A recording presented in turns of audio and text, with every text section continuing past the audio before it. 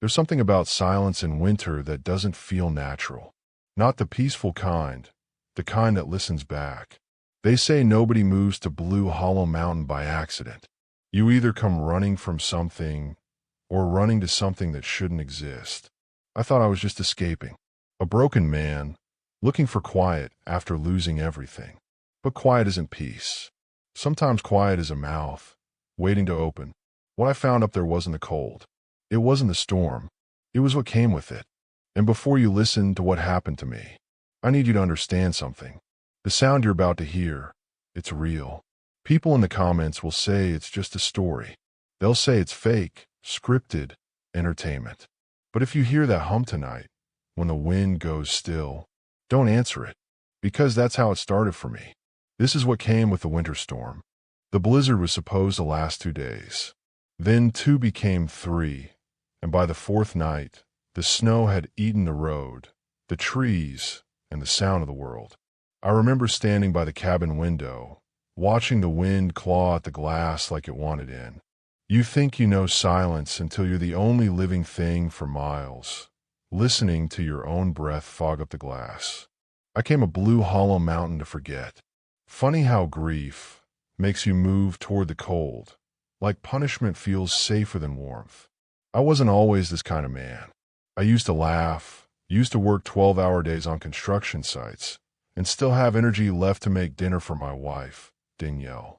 But after her accident, after they pulled her car from the ditch and told me her lungs were full of dirty water and gravel, I stopped hearing anything but wind.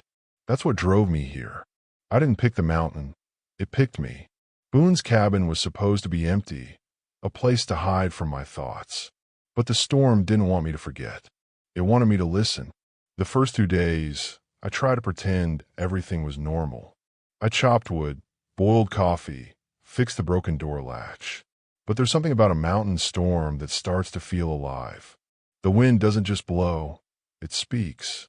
It moans through the trees like a throat full of frost. At first, I thought it was my imagination, the mind cracking from loneliness. But on the 3rd night, the wind stopped completely. Not slowed down, stopped. Every sound vanished. No whistling, no groaning, no fire popping. Even the pines froze mid-sway, branches bent but still, like they were listening for something. My breath sounded too loud in my ears. I stepped outside, just to feel air on my face. The snow fell straight down, clean and white. No movement, no drift. It was like standing in a photograph. Then I heard it. A low hum, slow, steady, deep. It wasn't the wind. It wasn't any sound I'd ever heard from a person or machine.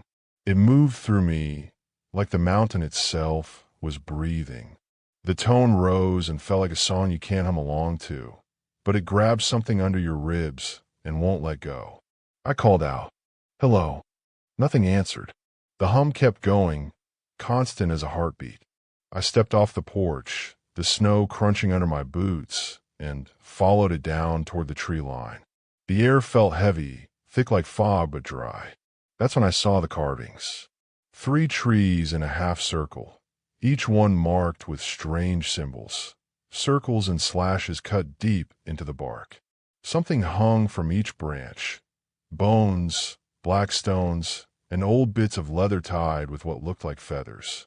The snow clung to them, but the wind didn't move them at all. I reached out, about to touch one of the charms, when the hum stopped. Dead silence again. Then, for half a second, I thought I heard something behind me. Footsteps in the snow, soft, quick, like someone barefoot. I turned, flashlight beams slicing through white air, but there was no one there. Just the cabin up the hill, its light flickering weakly behind the frosted glass. I started back up, fast. I told myself it was nothing. I was tired, hungry, losing it. But when I reached the porch, my heart froze. There were footprints. Not mine. Smaller, human, bare feet pressed into the snow. They led right up to the front door. 10 prints total, like someone had been standing there for a while, waiting. I checked around the cabin. No trail leading away. Just those prints. The snow had already started to fill them in, like the storm wanted to erase what I saw. I went inside, locked the door, and sat by the fire. My hands wouldn't stop shaking. The hum didn't come back that night, but the silence felt worse. I could hear the cabin creak and settle like old bones shifting under weight. When I finally slept, I dreamed of Danielle. She was standing outside the same door, snow in her hair, skin pale as candle wax. Her mouth moved, but no sound came. She raised her hand and pointed behind me. I turned in the dream, and the cabin was empty. The walls were gone. The roof was gone. Only frost. When I woke, the fire had died. The air stung when I breathed. I looked to the wall by my bed, and that's when I saw it. Fresh carving, same as the trees. A circle with a single slash through the middle.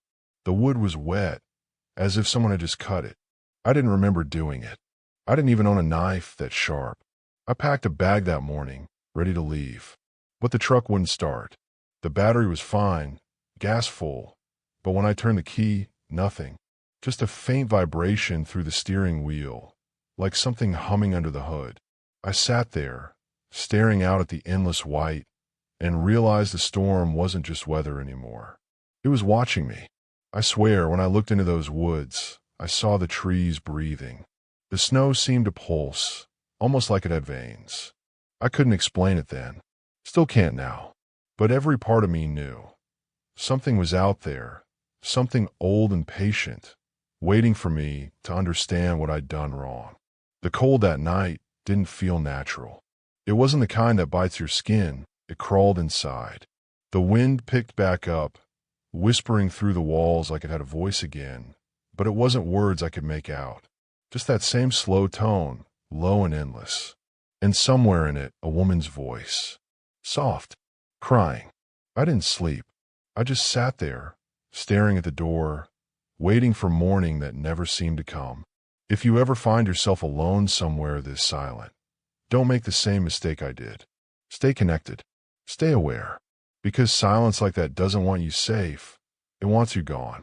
And if you're not the kind of person who believes that, then go ahead and tell me why you wouldn't, down there in the comments. The next morning, the storm had calmed, but the silence was worse. The sky hung low, gray and flat, like a lid over the world. I shoveled the porch, trying not to think about the footprints, but every scrape of metal against wood made my stomach twist. I couldn't shake the feeling that whatever left those prints was still out there, just waiting for me to step too far from the door. When I finally forced myself to go into town, I told myself it was for supplies. Truth is, I just needed to see another human face. The drive down was slow, the truck groaning through frozen mud and ice, the snowbanks higher than the hood. The road twisted through woods that didn't look like any I'd seen before. Too close together, too quiet, the kind of quiet that makes you turn down the radio just to listen harder. The gas station at Ash River looked like a postcard from the 1970s. One pump, a flickering neon sign, and a woman behind the counter who looked like she'd been carved out of the mountain herself. Her name tag said Lorraine. Her eyes were the sharp kind, the kind that see more than they say. "You Boone's boy?" she asked before I even opened my mouth. "No, ma'am," I said. "Just renting the cabin." She stopped stacking cigarettes, looked at me over her glasses. "Ain't nobody rentin' that cabin." I tried to explain, told her I was just staying up there a while, clearing my head. She didn't smile, didn't blink, just said, "You keep your prayers with you, baby. The snow up there don't melt right." I laughed, trying to make light of it, but she didn't laugh with me. She leaned closer, voice low. "Old place like that remembers things. Some say it hums when it's hungry." That word hit me. Hungry. Not haunted. Hungry. I asked what she meant, but she just looked away and said, "You hear a voice that sounds familiar. You don't answer it." When I left the store, the clouds were already closing in again. I could hear the wind start up as I turned the truck toward the mountain. I drove faster than I should have, feeling the wheels slide once, twice. My hands gripped the wheel till my knuckles went white. When I got back, the first thing I noticed was the door. It was open, not wide, Just a crack like someone had been standing there and slipped inside while I was gone. My heart started hammering. I eased it open, shotgun in hand, the cold rushing in behind me. The cabin looked the same, at first.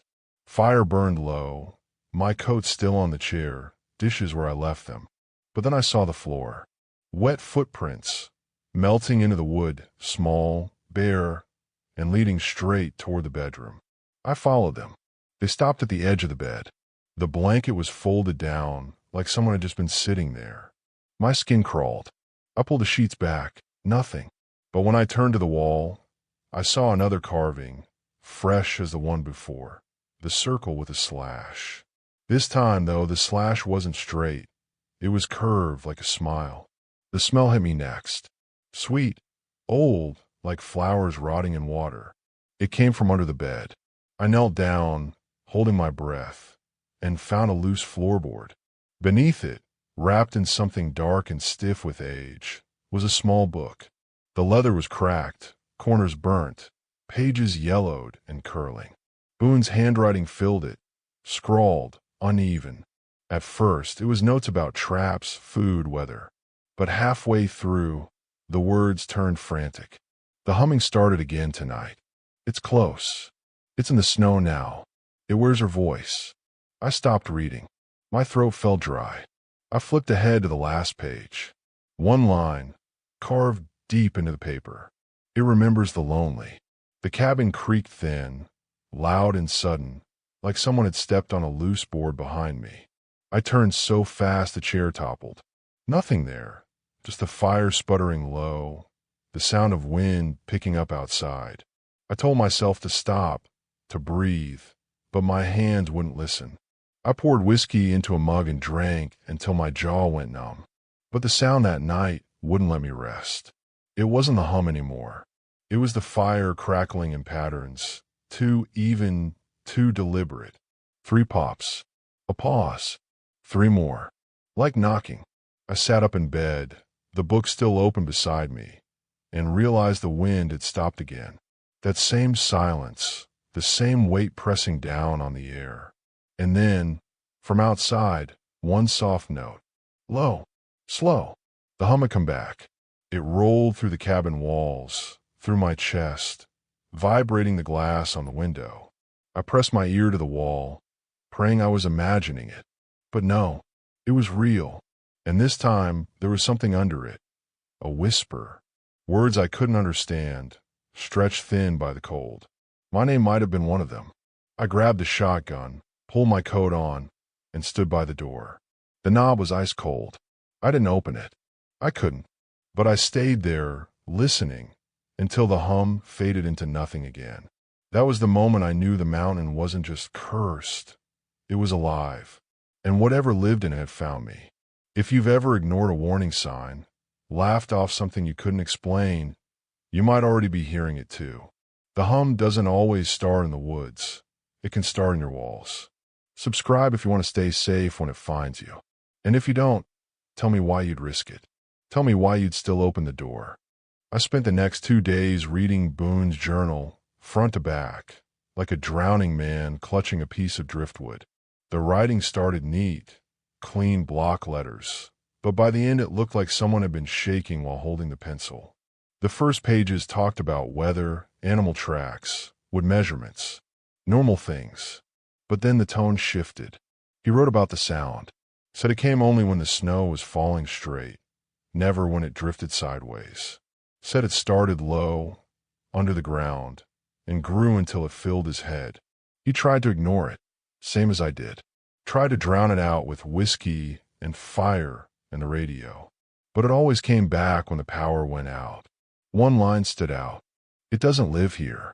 It passes through. But when it finds someone hollow enough, it stays. That word, hollow, cut deep.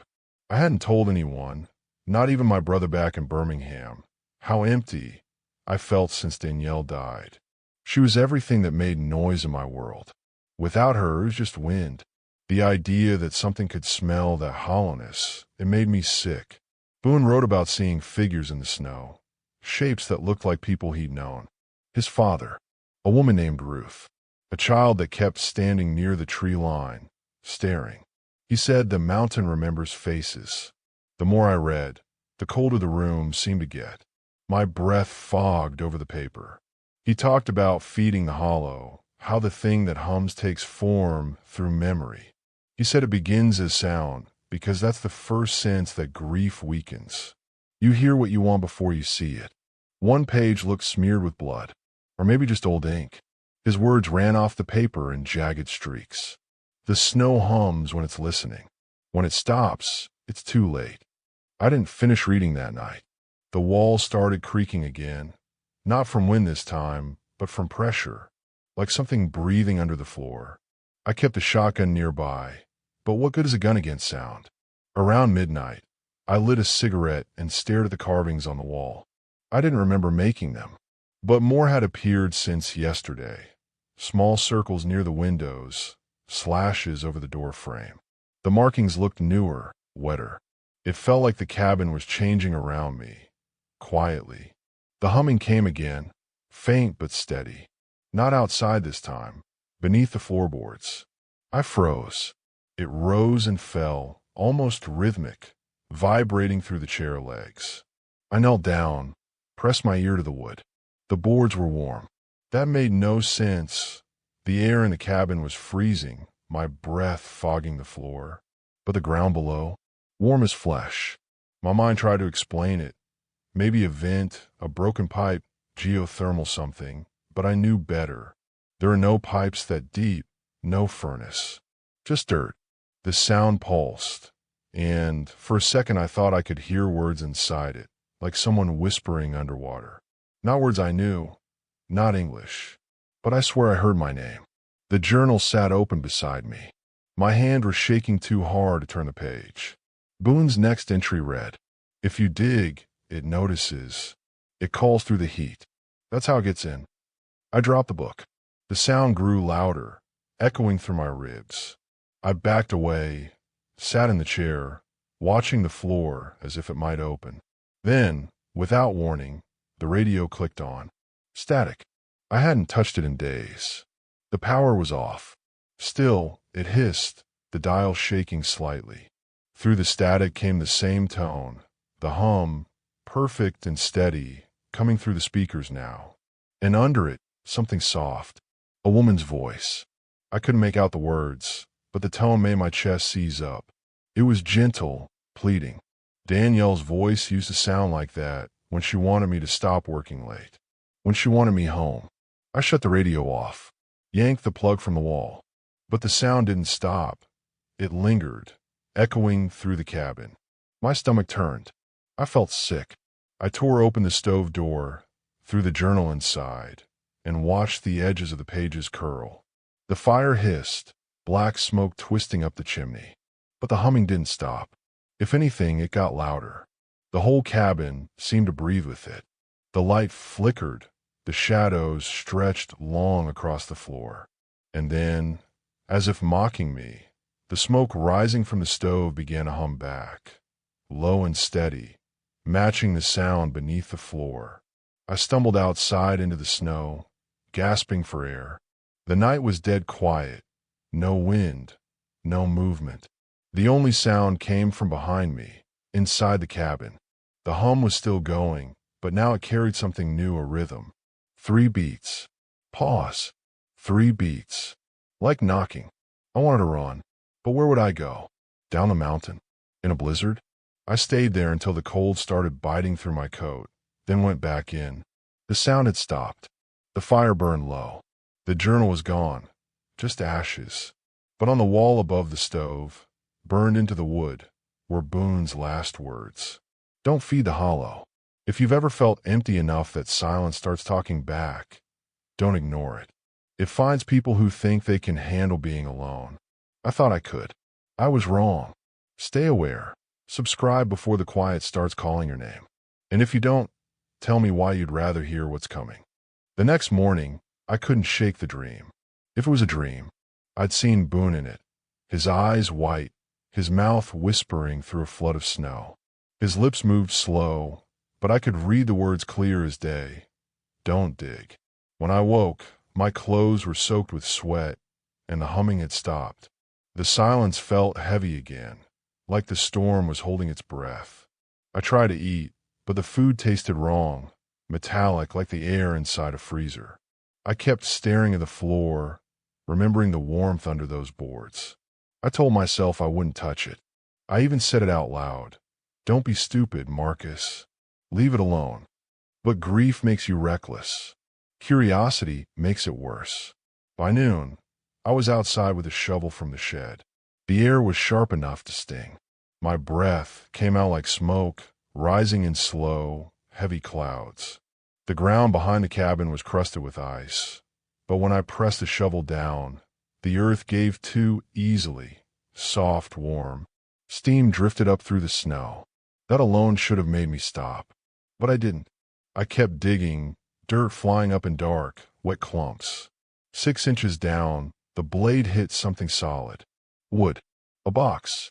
It was about 2 feet long, bound tight with barbed wire. The wood was blackened, almost oily. I knelt and brushed snow from the surface, fingers trembling. The smell hit me first, sweet and rotten, like old meat left in the sun too long. Every instinct I had screamed to bury it again, but I couldn't. Something about it felt familiar, like the hum had been coming from inside that box all along, and now it was waiting for me to set it free. I carried it into the cabin and set it on the table. The wood felt hot, pulsing faintly under my palms. I fetched the hatchet, cracked the first loop of barbed wire. The metal snapped with a sharp twang that echoed through the room. The second loop cut my hand. Blood hit the surface, hissed, and vanished like the box had drunk it. By the third loop, the air had grown thick, heavy. The light from the window dimmed as the wind outside picked up, whistling low. I took a breath and pried the lid open. Inside was burlap, dry and brown, wrapped tight around something heavy. I peeled it back with a hatchet tip and froze. A jawbone, too big for any animal I'd seen.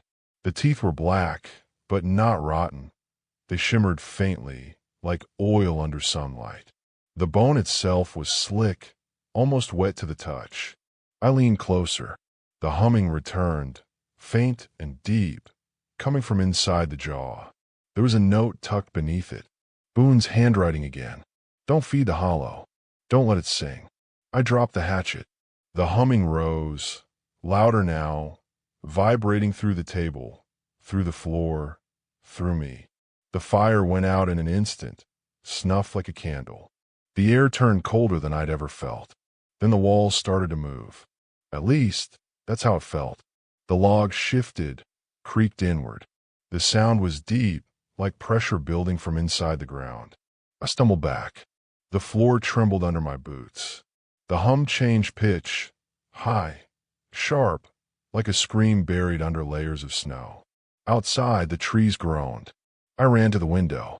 The pines were bowing toward the cabin, their branches bending low, like something heavy pressed on them from above. The snow didn't fall straight anymore. It spiraled, twisting in slow, deliberate circles. The sound wasn't just in the air anymore. It was in the ground. I backed up, nearly tripping over the chair, heart pounding hard enough to hurt. The jawbone rattled inside the box, teeth clattering like they were alive. Then the hum stopped. The silence hit so fast it hurt my ears. For a second, I thought it was over. Then came a faint whisper, sliding through the cracks in the walls. It wasn't English. It was something older, something that didn't belong to a human throat.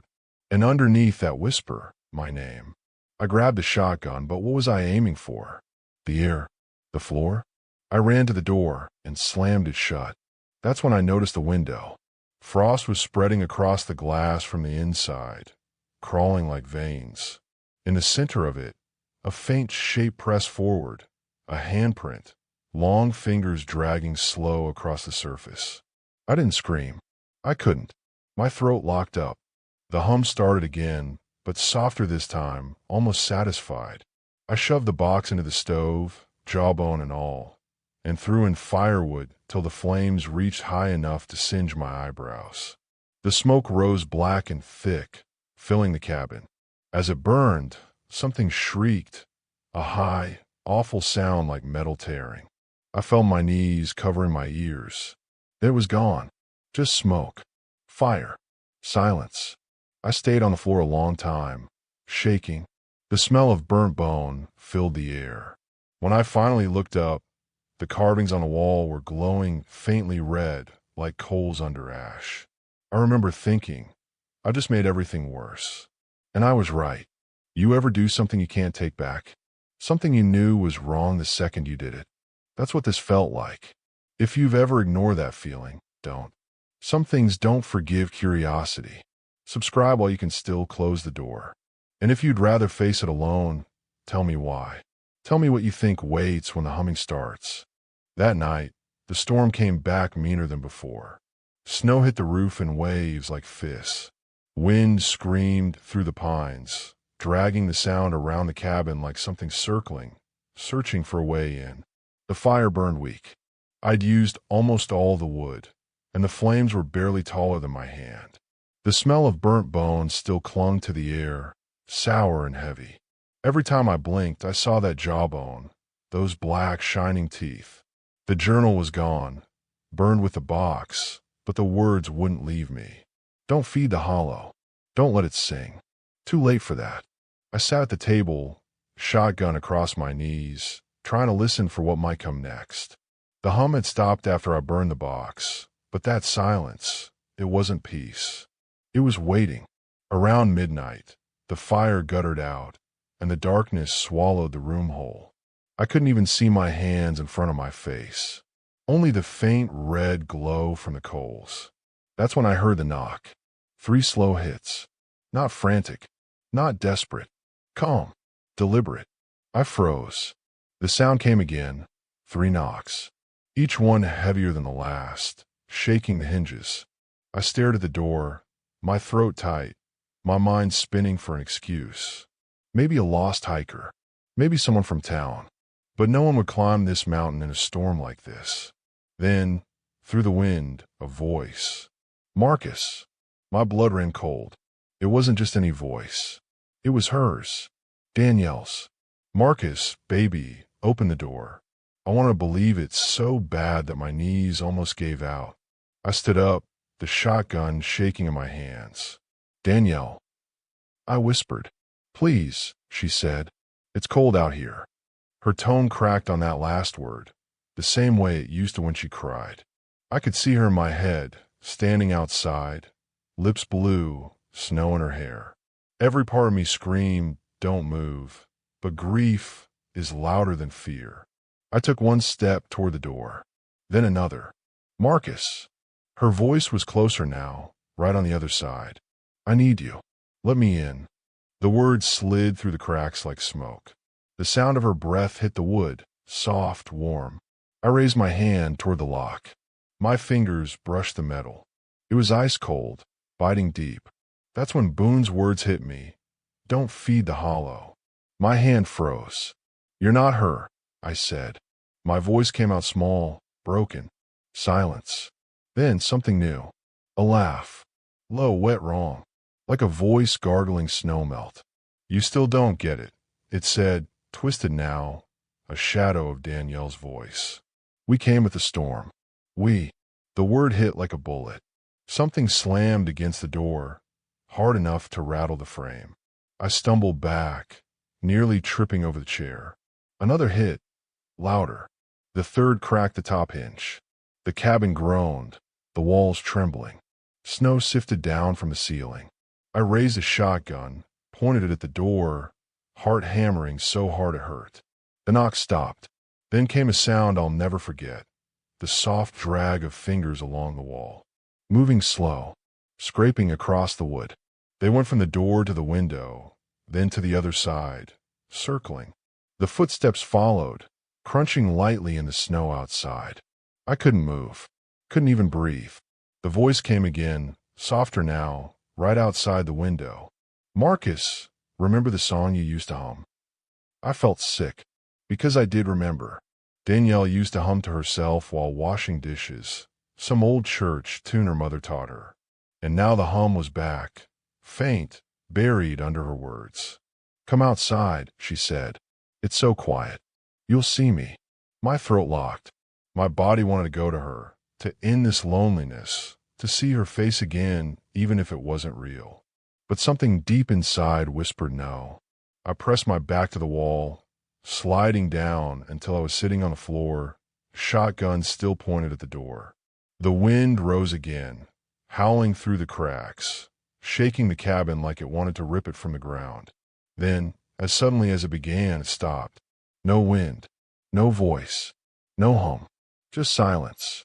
I sat there until my legs went numb. The clock on the shelf had stopped ticking. Even the fire's last coal had gone out. When dawn came, light bled through the frost-coated window, pale and weak. The door was shut tight, untouched. But outside, pressed into the snow where the print should have been, was a single handprint. Not a glove. Not human. The fingers were too long, bending wrong, curved like claws that hadn't decided what shape to take. I stared at it until the wind buried it again. That was the moment I stopped believing this was Boone's story. It was mine now. If you ever hear the voice of someone you lost calling from outside your door, don't answer. I almost did. And once you answer, it never stops knocking. If you want to stay safe from the things that remember your name, subscribe now while you still can. And if you don't, tell me in the comments why you'd open that door. Tell me what you think waits out there, whispering your name through the snow. I didn't sleep that night. I just sat by the window with the shotgun across my knees, waiting for the next sound. The snow outside glowed faintly blue under the moonlight, smooth and untouched except for the place where that handprint had been. You tell yourself daylight means safety, but the morning light on Blue Hollow felt hollow itself. Cold, colorless, thin. It didn't warm anything. It only showed you what was left standing. I tried the radio again. Dead static. No weather report. No voice. Nothing but that quiet hiss that sounds too much like breathing when you're alone. I kept turning the dial, hoping for anything. The static broke once, just once, and I swear I heard a whisper slide through it. Still listening.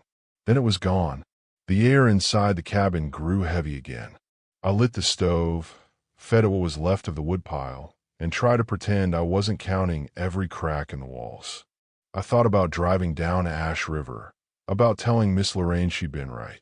But the road was buried. The truck was iced to the ground like the mountain had swallowed its tires whole. By afternoon, the sky went gray again, and the wind picked up. It didn't sound like wind anymore. It rose and fell in uneven waves, like breath. I kept hearing faint taps along the walls, tiny, curious knocks. At first I thought it was branches hitting the siding, but the trees were too far away. Then I realized the knocks had rhythm. 3 slow taps. A pause. 3 more. The same pattern as before. I pressed my ear to the wall. The wood was warm again. Something moved inside it, faint but steady, like a slow heartbeat. I whispered to myself, "You're losing it, Marcus." But the sound didn't stop. I stepped back, staring at the door. The handle began to rattle, soft at first, then harder. "Stop," I said out loud. My voice cracked. "Just stop." It didn't. The knocks grew louder, traveling along the wall, door to window, window to back wall, wrapping around the cabin, like something walking in circles, dragging its fingers across the wood as it went.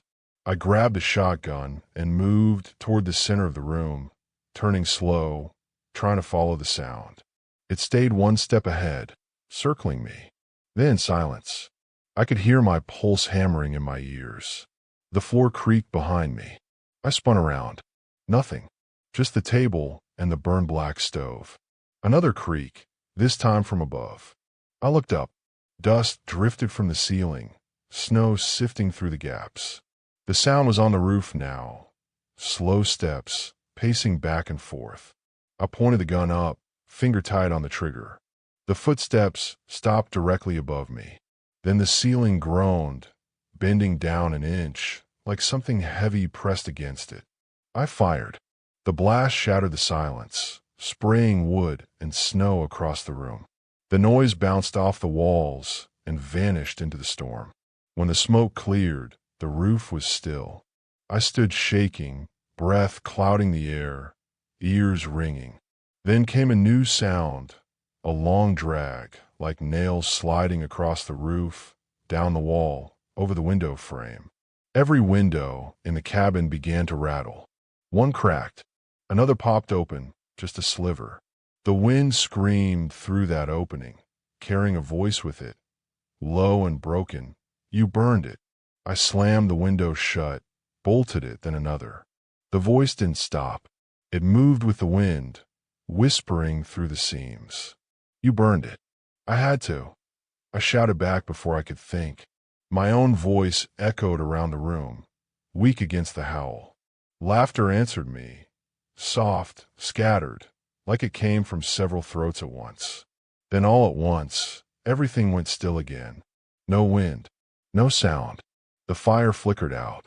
The room plunged into darkness except for the faint gray light leaking through the ice-covered windows. I could see my reflection in the glass, pale, hollow-eyed. But then another reflection moved behind mine, just for a second. A shape, tall, thin, watching. I blinked. Gone. I told myself to move, to do anything. I stepped toward the bedroom, but stopped dead. On the wall by the door, fresh carvings glistened in the dim light. Circles with slashes, more of them now, scattered across the logs like eyes. In the center, a new one, larger, deeper, still dripping sap like blood. And inside that circle, written in Boone's shaky hand, were 4 words: "It already knows you." My stomach dropped. I felt something brush my shoulder, cold, light like a fingertip. I spun around and saw nothing but the swirling frost through the cracks. But the smell hit me, the same sweet rot from the box, stronger now, filling every corner of the room. I backed away until my knees hit the bed frame. The wall behind me throbbed with warmth, heartbeat slow. I pressed my palm against it and felt movement underneath, like breath pushing through the grain. The wood split. A thin crack ran up the wall, opening wider, and from it came a faint, rhythmic pulse, the hum, buried but alive. It hadn't stopped when I burned the jawbone. I'd only freed it. I dropped the shotgun and stumbled out the door into the storm.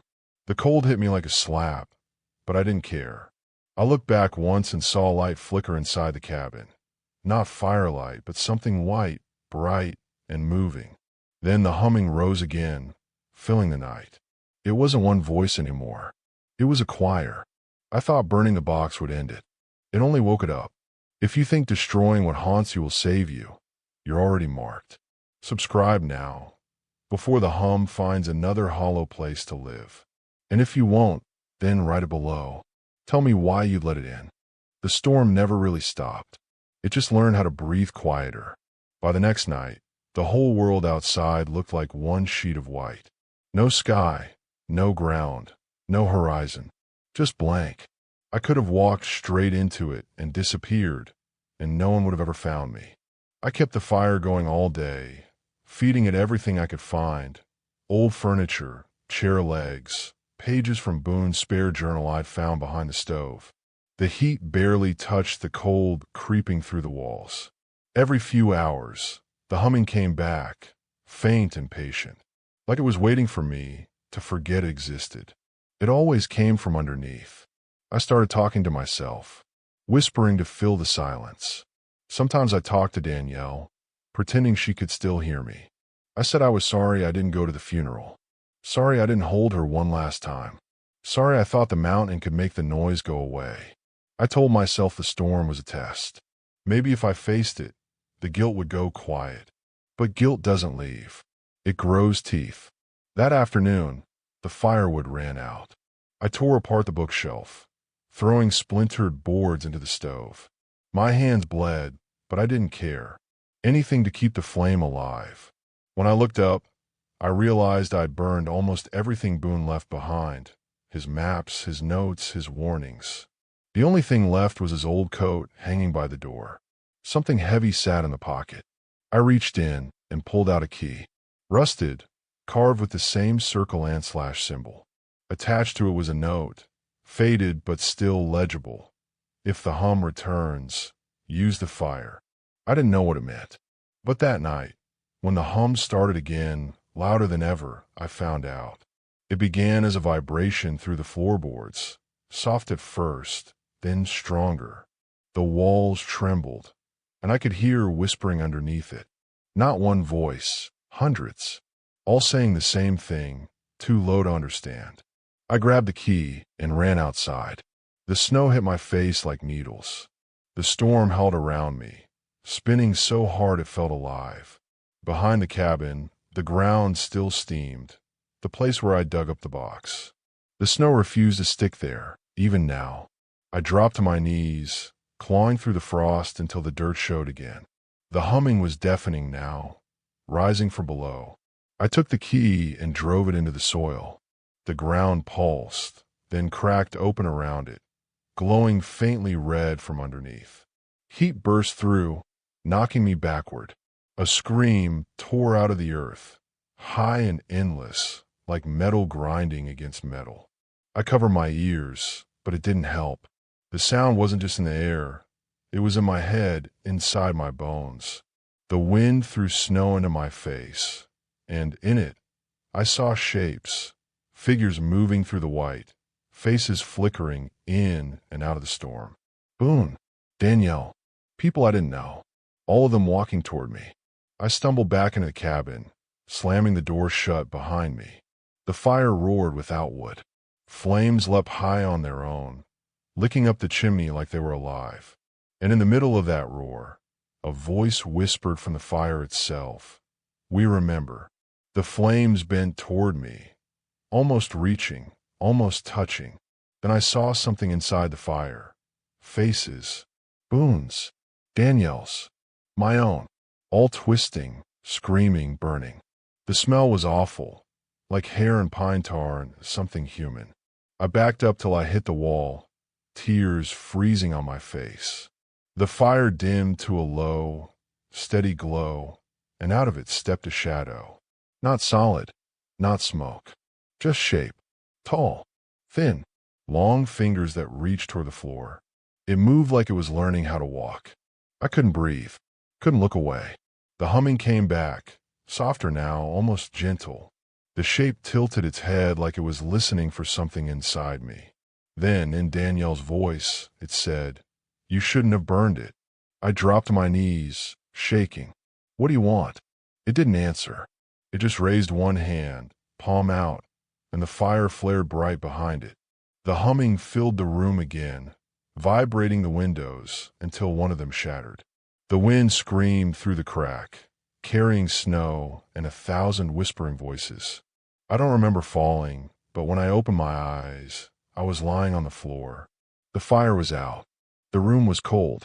In the ashes of the stove, the key I'd used outside glowed red hot, pulsing like a heartbeat. Then, just as it cooled, I heard the whisper one last time, this time from right behind me. "It's not the storm, Marcus. It's you." And then the humming stopped. Completely. That silence was worse than any sound, because silence meant it was listening. If you ever think your guilt can't hurt anyone but you're wrong. It learns your voice, your face, your heartbeat. Don't let it in. Subscribe before it hears you listening. And if you think you can survive the quiet alone, tell me why. Tell me what you think you'd hear when the fire goes out. For a few hours, the humming stopped. That should have felt like peace, but it didn't. It felt like the air was holding its breath, waiting for something worse. The cabin smelled like ash and smoke. My ears still rang from the scream that had ripped through the ground. Every time I closed my eyes, I saw that thing in the fire. Its shape, its face, its impossible calm. I told myself it was over. It had to be. I'd burn the box. I'd seal the ground. I'd given it everything it wanted. But part of me knew better. I could feel it under my skin now, quiet but there, like it had left a piece of itself inside me. The next morning, the storm hadn't eased. The snow looked deeper than ever. The sky was the same flat gray, no sunrise, no light. It was impossible to tell what time it was. I tried the radio again. Nothing. The dial didn't even hum this time.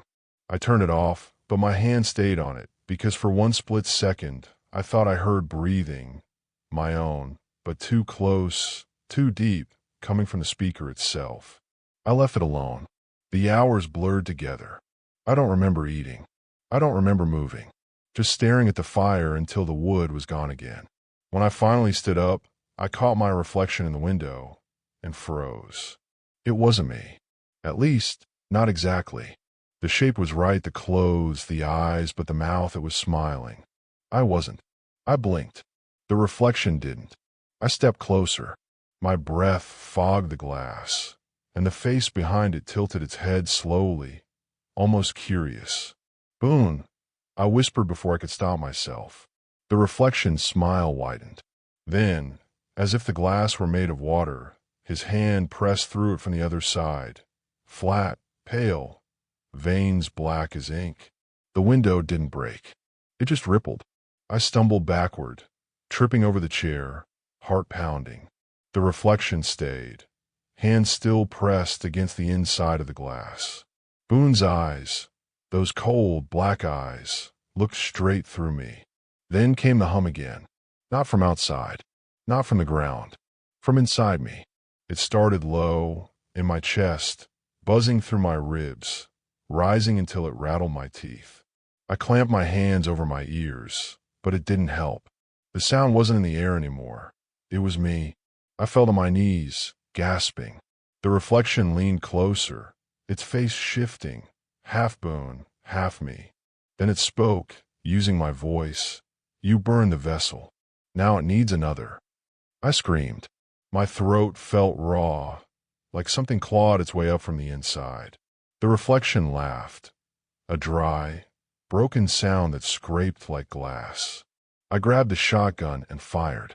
The window shattered, glass exploding outward, but the reflection didn't vanish. It spread. The shards that hit the floor each held a piece of the face, smiling from every angle. I stumbled to the fire, trying to light it again, but the matches wouldn't spark. My hand shook too much. The wind howled through the broken window, carrying snow into the room. In the flicker of gray light, I saw words appear across the far wall, drawn in frost. "You're next." I don't remember deciding to run, but suddenly I was outside, snow up to my knees, wind howling like an animal. The cold burned my lungs with every breath. The woods looked alive. The trees bent and twisted under the weight of the storm, their shadows crawling over the snow like they were reaching for me. Somewhere deep in the wind, I heard voices, dozens of them, maybe hundreds, all familiar, all wrong. Danielle's, Boone's, my mother's, people I hadn't thought about in years, each voice whispering my name. I turned toward the cabin, but the light inside was gone. Only darkness stared back from the broken window. Then, faint and clear through the storm, a single voice cut through them all. "Danielle. Marcus." I turned. She stood at the edge of the woods. Or maybe something wearer did. She looked the way she had the night before she died. Hair damp, jacket half-zipped, face soft and tired. But her eyes were wrong. Too pale, too empty. She smiled. "You brought it with you." The wind stopped. The world went still. She lifted her hand, pointing past me, toward the cabin. I looked back. For a second, I saw light flicker inside. The hum started again, stronger, faster. The ground beneath me trembled. When I turned toward her again, she was gone. The snow in her place was untouched. I fell to my knees, the sound pounding through me like a heartbeat. I dug my hands into the snow, trying to make it stop, trying to bury my ears, but the vibration stayed inside me. I could feel it crawling through my veins, cold and alive. And in that moment, I knew Boone had been right. The thing in the storm wasn't something you could kill or bury. It didn't come from outside. It grew from what you carried inside. The guilt, the silence, the emptiness. I'd fed it with every secret, every ounce of shame, every prayer I never said. When I finally looked up, the reflection was back, in the window of the cabin, though I was standing 50 feet away. It wasn't Boone anymore. It was me. It moved first, and then it smiled. You think the past stays buried, that guilt dies when the people do, but it doesn't. It waits. It learns your face. If you still think you're safe from what you've done, subscribe now while it still doesn't know your name. And if you won't, then tell me why. Tell me what you think you'd see looking into that window. The last night started quiet. That kind of quiet you only hear before a storm decides to kill you. The air felt too heavy to breathe. The snow outside glowed faintly, not from moonlight, but from something underneath it, like the ground itself was lit from below. I sat on the floor beside the dying fire, staring at the shotgun. The shells were frozen solid. My fingers too numb to reload. I've been talking to myself all day, maybe to stay sane, maybe because the mountain wanted me to. Either way, I could hear my own voice echo in the walls like someone repeating everything I said a half-second later. By evening, the hum returned, stronger than ever. Not a sound now, a pulse. The cabin shook in rhythm. The pictures on the wall rattled. The nails in the floor groaned. When the first knock came, I didn't move.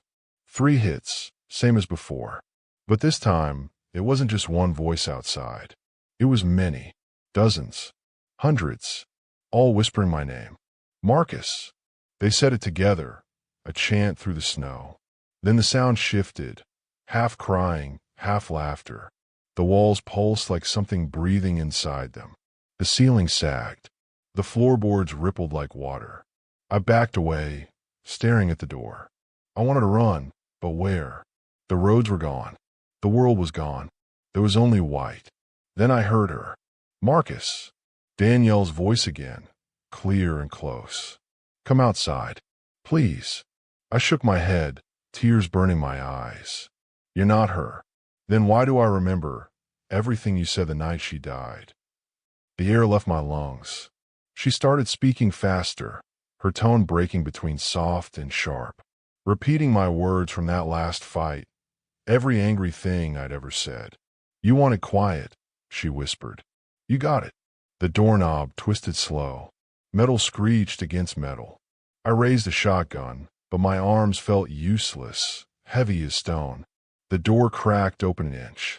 Wind rushed in, howling through the gap. The fire blew out. I should have been freezing, but I wasn't. The air was hot, wet, heavy, alive. Through the crack in the door, I saw white shapes moving in the snow. Figures walking slow, faces pale, eyes hollow. Boone. Danielle. The man from the gas station I'd seen once. Strangers. Dozens of them, all humming. Their mouths opened, releasing the same steady tone. The hum rose higher, pressing against the inside of my skull. I dropped to my knees, hands over my ears, but it didn't help. From the corner of my eye, I saw the mirror by the door shake. My reflection looked back, smiling, lips moving even when I was still. You see it now, it said in my voice. You were never alone here. You brought us with you. My head pounded. No, you buried her. You buried yourself. And the hollow remembered. I couldn't think, couldn't breathe. The world blurred. I grabbed the oil can by the stove, poured it across the floor. The smell hit hard, sharp and choking. I struck a match. My hand shook so bad the flame nearly died, but I tossed it anyway. Fire exploded across the cabin floor. The heat hit my face like a slap. The walls screamed. I swear to God, they screamed like the wood had lungs. The symbols Boone carved burned bright, glowing red, then white, then black. The figures outside began to move faster, pressing their faces against the windows, mouths wide open, humming louder and louder. In the middle of the flames, a shape rose from the smoke, tall, thin, skin the color of frost. The crying white. It didn't walk. It floated, every movement smooth and wrong. Its face was a blur of others. Boone's eyes, Danielle's mouth, my own jawline flickering through. It stopped in front of me, head tilting, studying my face. The humming stopped. For the first time, I heard it breathe. I looked straight into where its eyes should have been and whispered, "If you came for me, then take me." Its head jerked once like a nod. Then it spoke, three voices overlapping.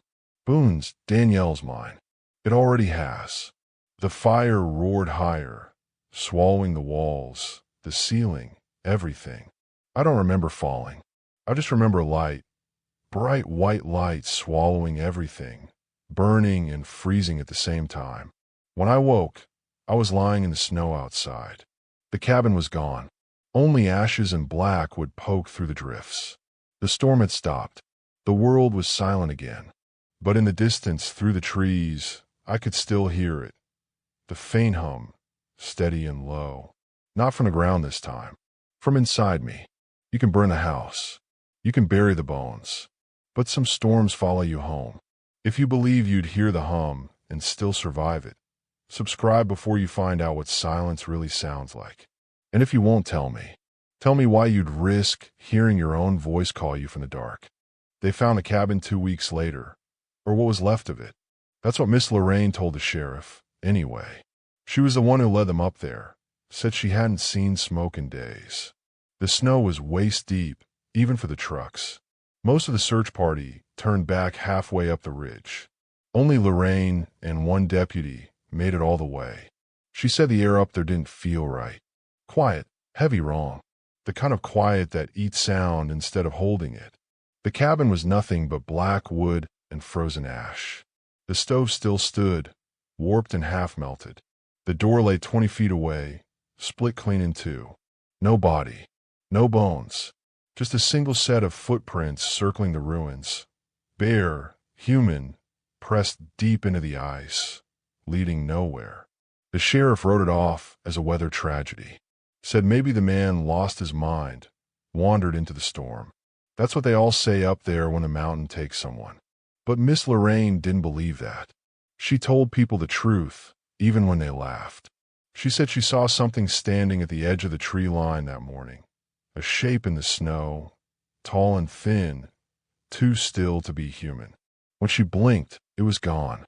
But she swore she heard a sound afterward, faint and low, drifting through the pines.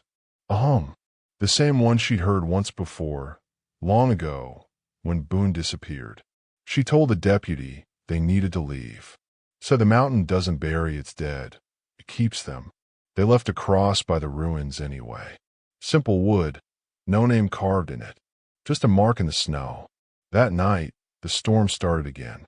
Lorraine said she woke around 3 a.m. to a knocking sound. Not on her door, on her window. 3 slow knocks. When she pulled back the curtain, there was nothing but snow. But for a heartbeat, she thought she saw a reflection. A face she didn't recognize. A man's face. She told herself it was her imagination. But she slept with the light on after that. The next morning, she found something strange in her yard. 2 circles carved into the snow, crossed through with a single slash. No footprints around them. No wind strong enough to make shapes that clean. She burned the cross she'd made for me that afternoon. Said she didn't want to give the mountain another thing to remember. After that, she stopped talking about Boone or the cabin or me. But sometimes, just sometimes, people driving past Ash River on cold nights say they see someone walking the ridge above the town. A man in a heavy coat, head turned toward the woods, like he's listening to something they can't hear. They say if you roll your window down, the air gets warmer for a few seconds. And under the wind, if you really listen, you'll hear a faint humming. It doesn't stop when you drive away. It stays with you. I don't know how long I've been here. Days, years, it all looks the same. White sky, white ground, no horizon. The snow doesn't melt. The air doesn't move. It's quiet but not empty. Sometimes I think I see the cabin again, standing whole, fire burning inside. Sometimes I see Boone standing beside it, his back to me. Sometimes I see her, Danielle, still smiling, her eyes bright and hollow. They don't speak. They don't move. They just hum. And when I try to cover my ears, I realize the sound isn't coming from them anymore. It's coming from me. It's inside my chest, steady as a heartbeat. I try to dig once, to find the box again or the ground that used to be warm, but the snow never ends. Every handful I lift just fills back in. There's no sky here, no light, only the sound. Boone was right. The mountain remembers the lonely. It waits for the hollow, and once it finds one, it doesn't let go. So if you ever find yourself driving through the mountains at night, and the snow starts falling straight instead of sideways, don't stop. Don't listen. And if you hear a low hum, deep and steady, that you can feel in your ribs, don't try to find where it's coming from, because by then, it's already found you. And if you look out your window and see something standing in the snow, watching, waiting, don't wave. Don't blink. Don't breathe too loud. It remembers sound. It remembers your name.